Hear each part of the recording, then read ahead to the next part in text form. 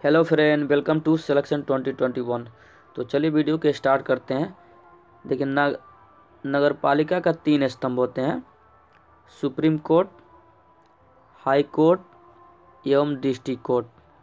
सर्वोच्च न्यायालय, उच्च न्यायालय एवं जिला न्यायालय या अधीनस्थ न्यायालय। तो हम लोगों ने इसके अगले वीडियो में सर्वोच्च न्यायालय को पढ़ चुके हैं। आज हाई कोर्ट में पढ़ेंगे, ठीक है। और हाई कोर्ट से क्या क्या प्रश्न पूछ सकते हैं इसके बारे में पढ़ेंगे, ठीक है। देखिए, उच्च न्यायालय का उल्लेख भाग 6 में अर्थात 6 में और अनुच्छेद 214 से लेकर 231 में दिया गया, ठीक है। तो भाग 6 में और 214 से लेकर 31 में दिया है, ठीक है। और वर्तमान समय में 25 उच्च न्यायालय हैं और 28 राज्य हैं, ठीक है। यह भी याद रखिएगा। और 8 केंद्र शासित प्रदेश है, ठीक है।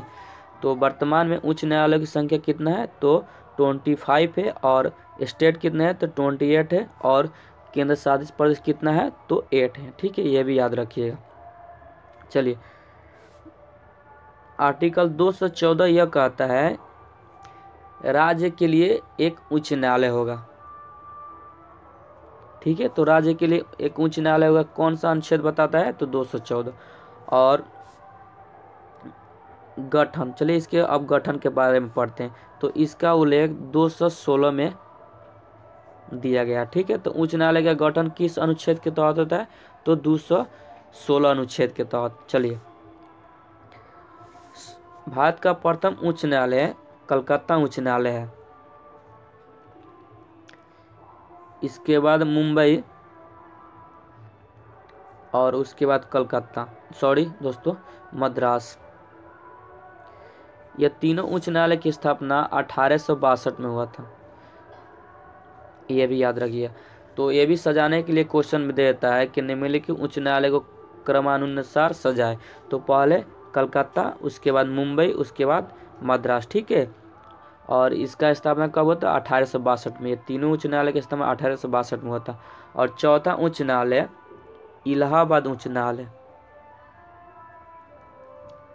इसका स्थापना 1866 में हुआ था, ठीक है। और पटना उच्च न्यायालय की स्थापना 1916 में हुआ था, ठीक है। तो यह भी याद रखिएगा। चलिए, तो आगे बढ़ते हैं। इस गठन के बारे में हम लोगों ने पढ़ चुके हैं। अब इनकी नियुक्ति के बारे में पढ़ते हैं। आखिर उच्च न्यायालय के न्यायाधीशों की नियुक्ति कौन करते हैं तो देखिए, उच्च न्यायालय के न्यायाधीशों की नियुक्ति जो है राष्ट्रपति करते हैं। और सुप्रीम कोर्ट के भी न्यायाधीश की नियुक्ति राष्ट्रपति करते हैं। और उच्च न्यायालय के न्यायाधीशों की नियुक्ति कॉलेजियम सिस्टम द्वारा होता है, ठीक है। जिसमें 4 अन्य न्यायाधीश और 1 मुख्य न्यायाधीश हैं। टोटल कितना होते हैं 5 न्यायाधीश होते हैं, ठीक है। तो चलिए, जिस तरह से सर्वोच्च न्यायालय के न्यायाधीशों की नियुक्ति होता है, सेम उसी तरह उच्च न्यायालय के न्यायाधीशों की नियुक्ति होती है। तो आई होप कि समझ चुके होंगे। तो हम आगे बढ़ते हैं और उच्च न्यायालय के न्यायाधीशों की योग्यता के बारे में पढ़ लेते हैं। तो पहला इनकी योग्यता क्या है कि वो भारत का नागरिक होंगे, ठीक है। सबसे पहले यही योग्यता है कि वो विदेशी ना हो, ठीक है। इनमें विदेशी जो है उच्च न्यायालय के न्यायाधीश नहीं बन सकते हैं, ठीक है। दूसरा है कि वह 10 वर्षों तक वकील रह चुके हैं।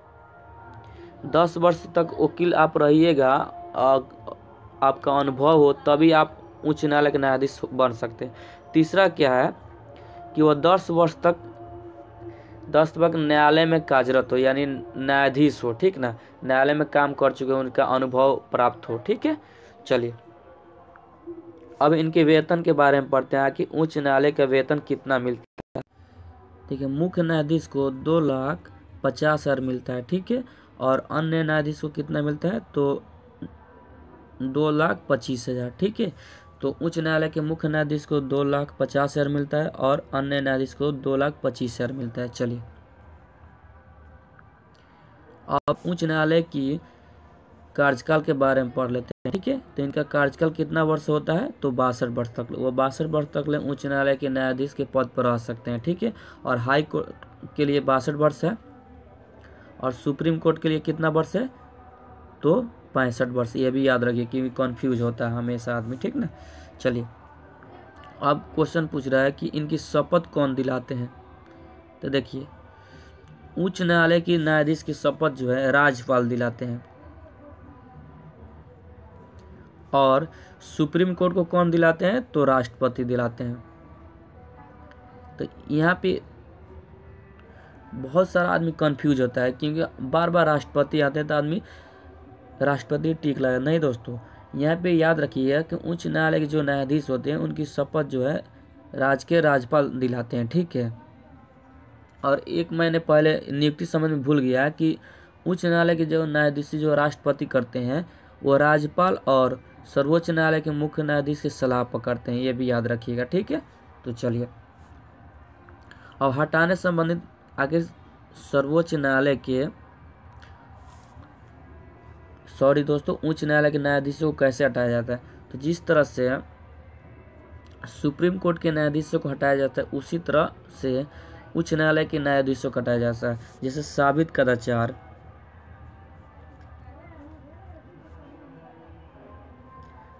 कदाचार हो, 2 नंबर असमर्थता, ये 2 विधि है जो उच्च न्यायालय के न्यायाधीश को हटा सकते हैं, साबित कदाचार या असमर्थता, ठीक है। और इसे लोकसभा में अगर पास करने के लिए कम से कम जो है 100 सदस्य लोकसभा में होना चाहिए, 100 सदस्य का सदस्य होना चाहिए, और राज्यसभा में कितना सदस्य का, तो 50 सदस्य, ठीक है। और ये दोनों पास हो जाएगा उसके बाद एक कमेटी का गठन किया जाए, और कमेटी जब यह साबित कर दे कि हाँ ये दोषी पाए गए तो उसके बाद कहाँ जाएगा, तो राष्ट्रपति के पास जाएगा। और राष्ट्रपति अगर फाइनली साइन कर देते हैं तो उच्च न्यायालय के न्यायाधीश जो है हट सकते हैं। एक और बात याद रखिएगा कि उच्च न्यायालय के न्यायाधीश जो एक न्यायाधीश से एक हाई कोर्ट से दूसरे हाई कोर्ट में कौन भेजते हैं, तो ये भी राष्ट्रपति भेजते हैं। यह भी याद रखिएगा कि न्यायाधीशों की स्थान तबादला कौन करते हैं, तो राष्ट्रपति करते हैं, ठीक है। अब देखिए आगे क्वेश्चन दे रहा है कि सेवानिवृत्ति न्यायाधीश। देखिए सेवानिवृत्त न्यायाधीश वो होते हैं कि यदि मतलब हाई कोर्ट से रिटायर हो गए हैं, ठीक है, चाहे सुप्रीम कोर्ट से भी रिटायर हो गए ना, सॉरी दोस्तों, हाई कोर्ट से रिटायर हो गए, ठीक है। तो क्या होता है ना कि मतलब हाई कोर्ट में जो है एकाएक मतलब काम बढ़ गया, केस मुकदमा ज़्यादा हो गया, तो कुछ समय के लिए अस्थायी रूप से वो अपने पास बुला लेते हैं, ठीक है, स्थायी नहीं अस्थायी रूप से, ठीक है। चलिए तो उच्च न्यायालय की शक्ति एवं कार्य के बारे में पढ़ते हैं, ठीक है। देखिए शक्ति है मूल अधिकारिता शक्ति, रीट शक्ति, अपीलीय शक्ति। और चलिए तो हम मूल अधिकारिता शक्ति के बारे में पढ़ते हैं। तो इसके अंतर्गत जो है डायरेक्ट वो मुकदमे आते हैं जो सीधे हाई कोर्ट में ही आते हैं। जैसे मौलिक अधिकार से संबंधित कोई मुकदमा हो या विधानमंडल से कोई संबंधित मुकदमा हो, डायरेक्ट कहाँ जाएंगे, तो मूल अधिकारिता के तहत कहाँ जाएंगे, तो हाई कोर्ट में जाएंगे, ठीक है। तो अर्थात ये आप मूल अधिकारिता के संबंधित अधिकार को समझ चुके हैं। चलिए अब रीट के बारे में पढ़ते हैं। देखिए रीट जारी करने का अधिकार जो है हाई कोर्ट को भी है और सुप्रीम कोर्ट को भी है। हाई कोर्ट जो है अनुच्छेद 226 के तहत जारी करता है और सुप्रीम कोर्ट कितना है 32 के तहत जारी करता है। और रीट कितना होता है 5 प्रकार का होता है।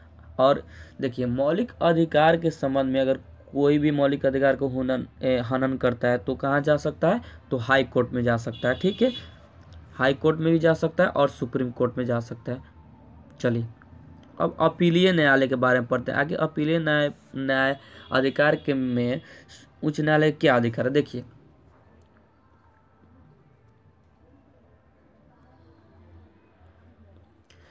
कोई व्यक्ति है जो डिस्ट्रिक्ट न्यायालय से सज़ा मिल गई तो वो सज़ा के लिए मन बदलने की तैयार नहीं, उसे संतुष्ट नहीं, तो कहाँ जाएगा, तो हाई कोर्ट में जाएगा, ठीक है। डिस्ट्रिक्ट कोर्ट से कहाँ जाएगा, हाई कोर्ट में जाएगा, ठीक है।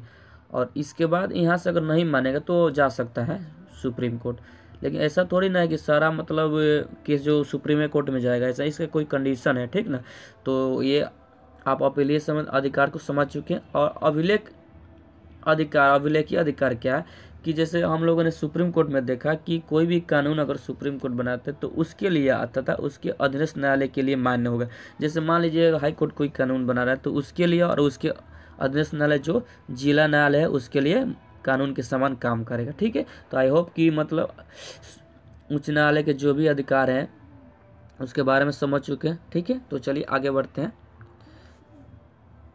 अब हम लोग टेस्ट लगाएंगे। ठीक है, क्वेश्चन पूछ रहा है कि उच्च न्यायालय के न्यायाधीश की नियुक्ति कौन करते हैं। ठीक है, तो राष्ट्रपति करते हैं, उपराष्ट्रपति करते हैं, राज्यपाल करते हैं या मुख्यमंत्री करते हैं।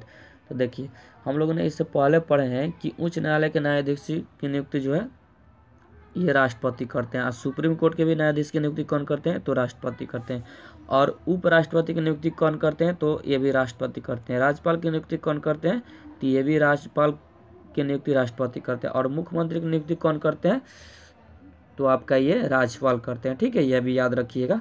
तो हम लोगों ने अभी तक क्या कह पाया कि उपराष्ट्रपति की नियुक्ति कौन करते हैं तो राष्ट्रपति करते हैं, राज्यपाल की नियुक्ति कौन करते हैं तो राष्ट्रपति करते हैं, और मुख्यमंत्री की नियुक्ति कौन करते हैं तो राज्यपाल करते हैं। 3-4 क्वेश्चन यहाँ से पढ़ लिए। ठीक है, याद रखिएगा और कॉपी नोटबुक में आप लिखते रहिएगा। ठीक है, चलिए आगे क्वेश्चन पूछ रहा है कि वर्तमान में कितना उच्च न्यायालय है।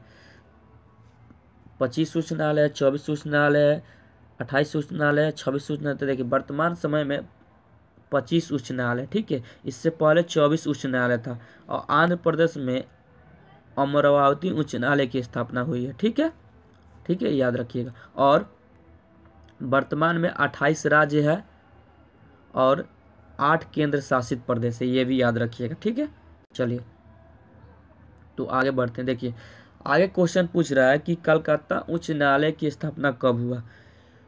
1862 में हुआ, आगे दे रहा है 1916 में, 1866 में और 2000 ईस्वी में। तो देखिए ये कलकत्ता उच्च न्यायालय की स्थापना, इसका राइट आंसर होगा ए। इसकी स्थापना 1862 में। इस समय 3 उच्च न्यायालय की स्थापना होता है, कलकत्ता, मुंबई एवं मद्रास। ठीक है, और इलाहाबाद उच्च न्यायालय की स्थापना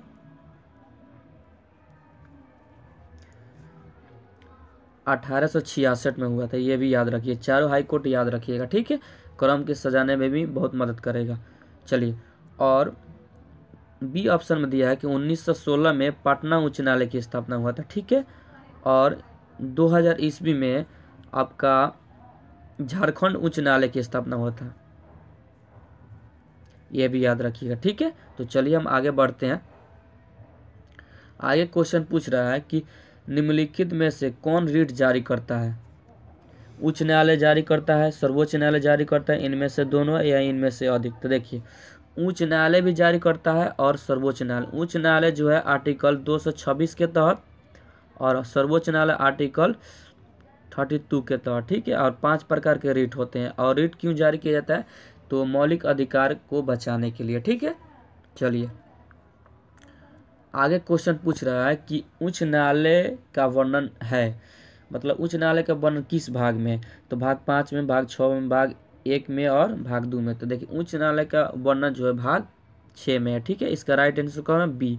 देखिए भाग 5 में क्या है, सुप्रीम कोर्ट का वर्णन है। ठीक है, अब भाग 1 में क्या है, राज्य एवं केंद्र शासित प्रदेश की बात की गई। ठीक है, यह भी याद रखिएगा। और भाग 2 में किसका उल्लेख किया गया है तो देखिए मतलब राज्य की सीमा में नाम में बदलाव तथा उसका मतलब कटाव करना, एक राज्य से दूसरा राज्य बनाना, इसका उल्लेख भाग 2 में किया है। तो आई होप कि ये वीडियो आपको अच्छा लगा होगा। इससे आने वाले जितने प्रश्न हैं हम लोग हल कर लिए, और हाई कोर्ट से जितने क्वेश्चन आ सकते हैं उसके बारे में पढ़ें। यदि वीडियो आपको अच्छा लगा तो शेयर, लाइक, सब्सक्राइब करना नहीं भूलिएगा दोस्तों। जय हिंद।